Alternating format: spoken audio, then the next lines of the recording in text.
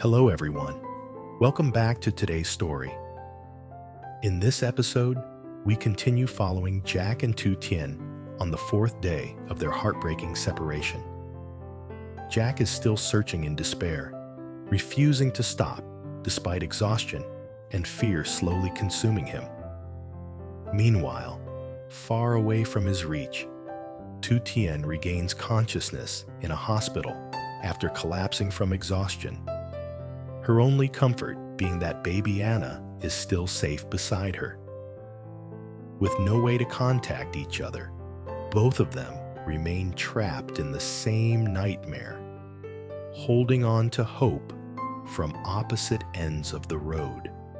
Stay with us until the end to feel the weight of love tested by distance and uncertainty. And don't forget to subscribe to help us reach 10,000 subscribers. Your support truly means the world to us. Day 4. Jack has stopped counting the hours. He counts everything else instead.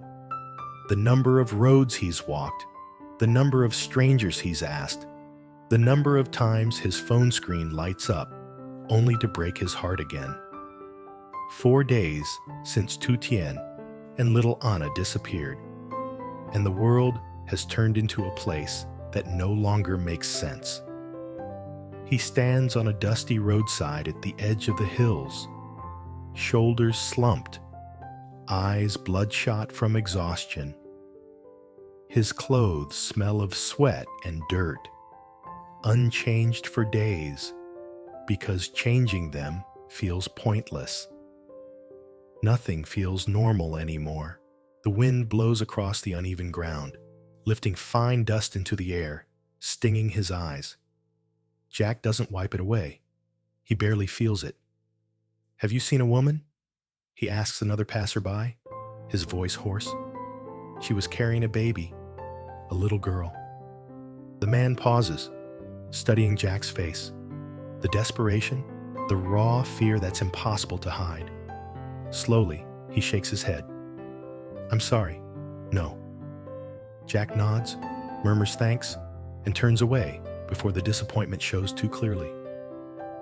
He's learned to do that.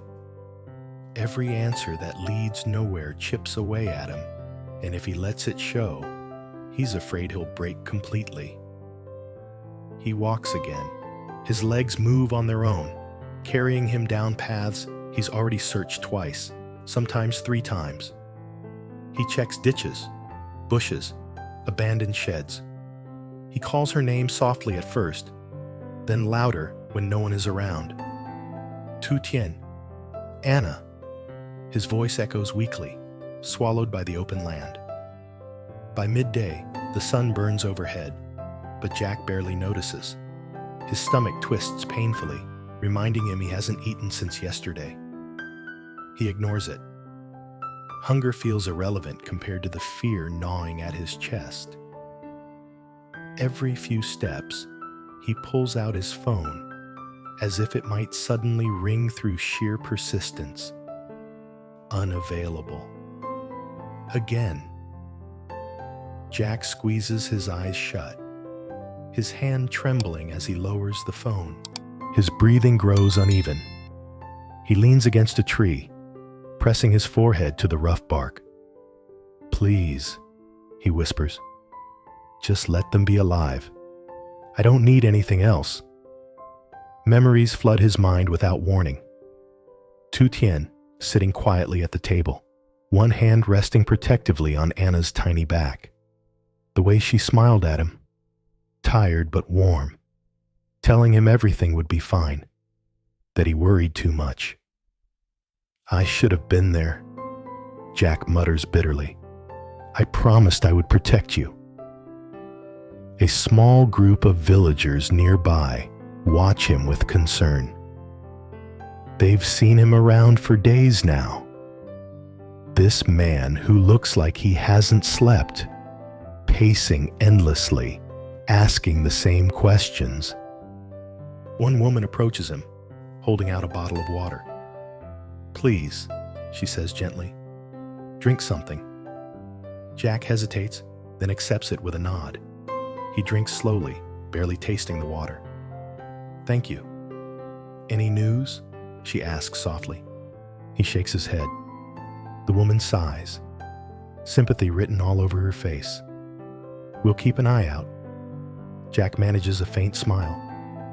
It disappears the moment she walks away. As afternoon drags on, fatigue settles into his bones. He sits on a large rock overlooking a shallow valley, elbows on his knees, staring blankly ahead. His thoughts circle endlessly, darker with every turn. What if she slipped and fell? What if someone took them? What if he's already too late? His phone buzzes suddenly. Jack jolts upright, heart slamming violently against his chest. For a split second, hope explodes inside him so sharply it hurts. He grabs the phone with both hands. Not her. It's another volunteer from the search group. "No new leads," the voice says apologetically. "We checked the lower trail again." Jack closes his eyes. "Okay," he replies, voice barely steady. "Thanks. Please, don't stop looking." When the call ends, the silence feels heavier than before. The sky has begun to darken, clouds creeping in, thick and gray. Jack looks up, jaw clenched, fists tightening at his sides. "Where are you?" he asks the empty air. Anger and fear tangled together. Say something. Anything. No answer comes.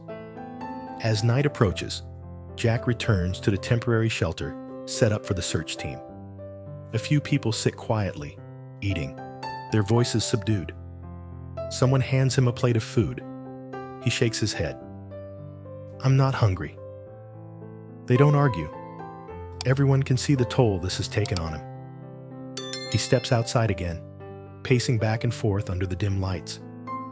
Every sound makes him turn sharply, expecting, hoping it might be her. Nothing. The night grows colder. Jack wraps his arms around himself, staring at his phone until the screen goes dark. Far away, in a place Jack has never been, Tu Tien lies unconscious in the back of an old pickup truck. Her head rests awkwardly against the seat, her skin pale, lips dry and cracked. A faint bruise darkens her temple. Her body is limp, drained of strength after days of fear and exhaustion. Pressed against her chest, little Anna stirs weakly, letting out a soft, tired cry. In the front seat, a middle-aged couple glance at each other anxiously. The woman twists in her seat again, checking on them for what feels like the 100th time. "She's still breathing," she whispers, more to reassure herself than anything else.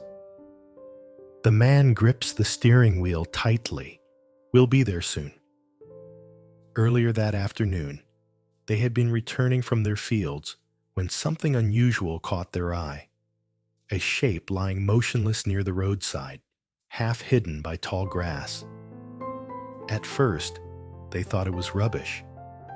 Then they heard the baby cry. That sound froze them in place. They rushed over and found Tu Tien collapsed on the ground, arms wrapped instinctively around Anna, even in unconsciousness. Panic surged through them, but they didn't hesitate. They wrapped Tu Tien in a jacket, carefully lifted her, and placed both mother and child into their truck. Now, every bump in the road makes the woman flinch. She keeps talking softly, her voice trembling but determined. "Stay with us," she murmurs. "Your baby needs you."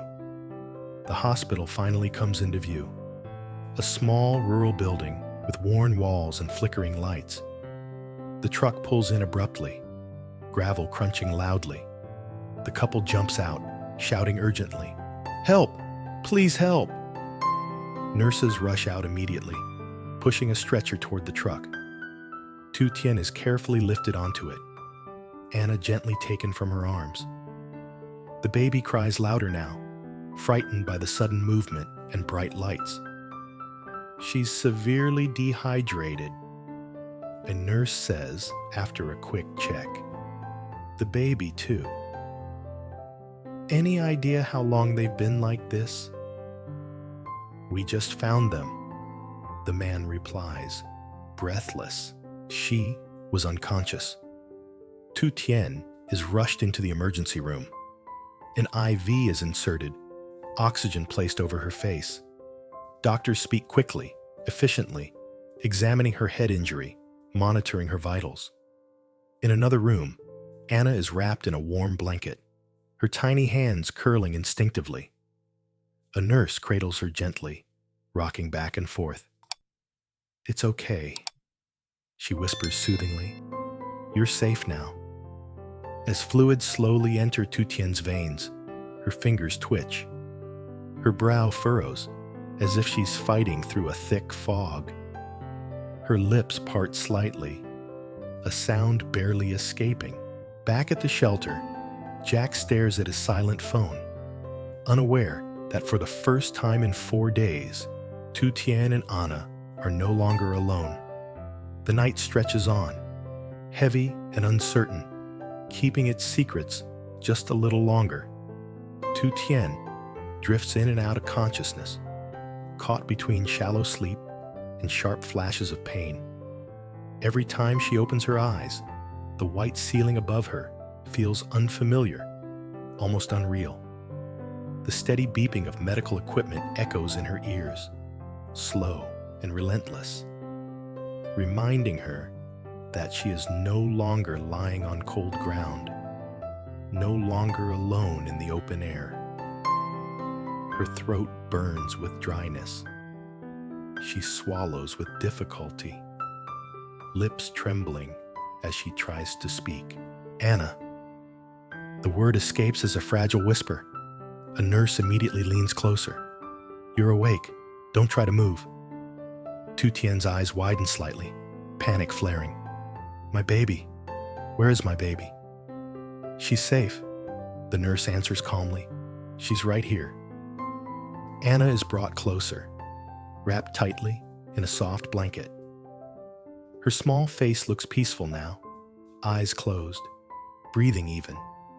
The sight hits Tu Tien like a wave, and tears roll silently down the sides of her face. Her chest rises and falls unevenly as she fights to steady her breath. "She's alive," Tu Tien whispers, more to herself than anyone else. "Yes," the nurse says gently. "You protected her very well." Those words pierce straight through Tu Tien's exhaustion. Images flood back, stumbling along the road, dizziness blurring her vision, the terrifying moment when her strength gave out. She remembers collapsing, her only thought being to keep Anna close, to shield her no matter what happened to herself. Her fingers twitch weakly, reaching toward her daughter. The nurse adjusts the blanket so Tu Tien can touch Anna's tiny hand. The warmth grounds her, anchoring her to the present. A doctor enters shortly after, speaking in a calm, professional tone. "You were severely dehydrated and exhausted. You also hit your head when you collapsed, but the injury is mild. You're very lucky someone found you in time." Tu Tien nods slowly, absorbing the words. "Lucky." The word feels heavy. Her gaze drifts back to Anna, and a new wave of fear washes over her. Can I stay with her?" she asks quietly. "Of course," the doctor replies. "But you need rest. You've been through a lot."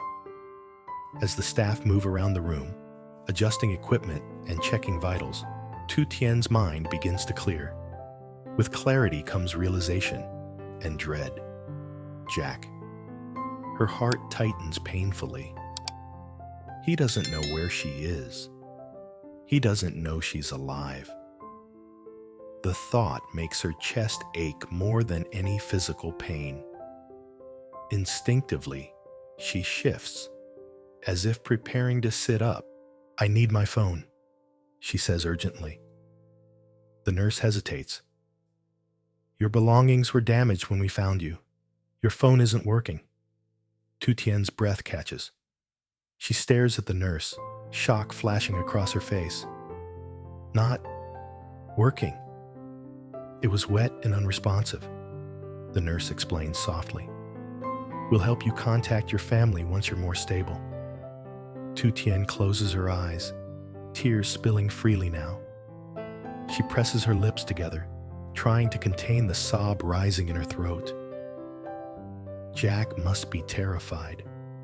He must be searching everywhere, blaming himself, imagining the worst.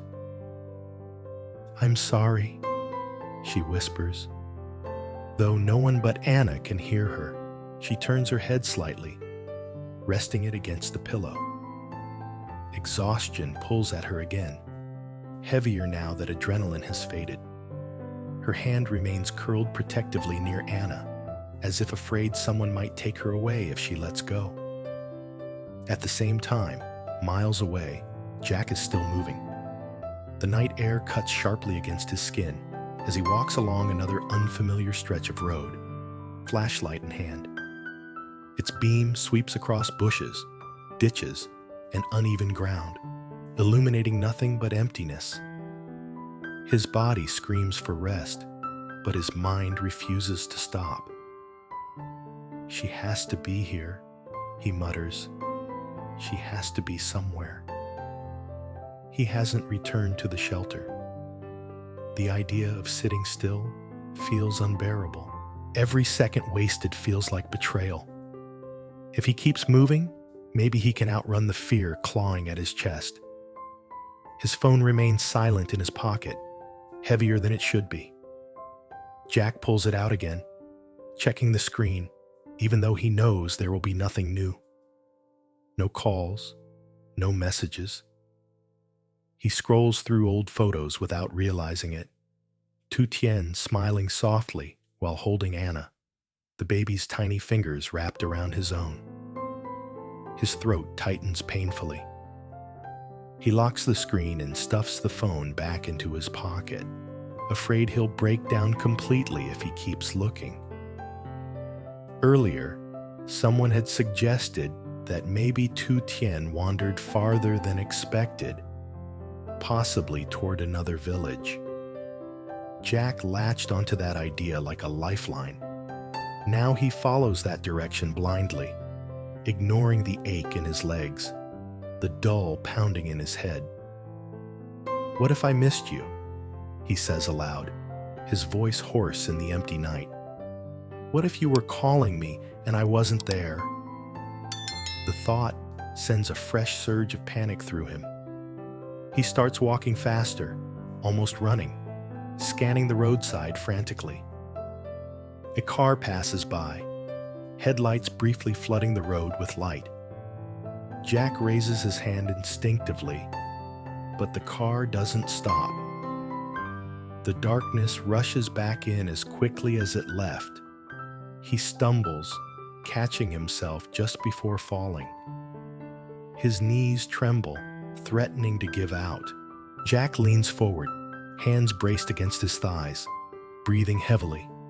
"Get up," he tells himself harshly. "You can't stop now." Somewhere deep inside, fear whispers cruel possibilities, but Jack refuses to let them take shape. He clings to one stubborn belief: that Tu Tien is alive, that Anna is alive, and that he will find them if he just keeps going. Back at the hospital, Tu Tien wakes again briefly, her body aching, but her mind clearer.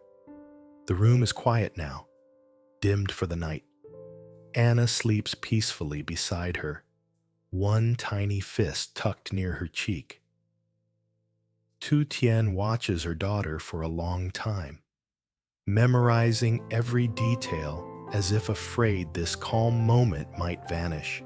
Her chest tightens with guilt and fear. "I should have been stronger," she whispers. "I shouldn't have let this happen." She thinks of Jack, his worried eyes, the way he always insists on walking on the traffic side of the road when they're together, shielding her without thinking. She imagines him now, searching endlessly, exhaustion carving lines into his face.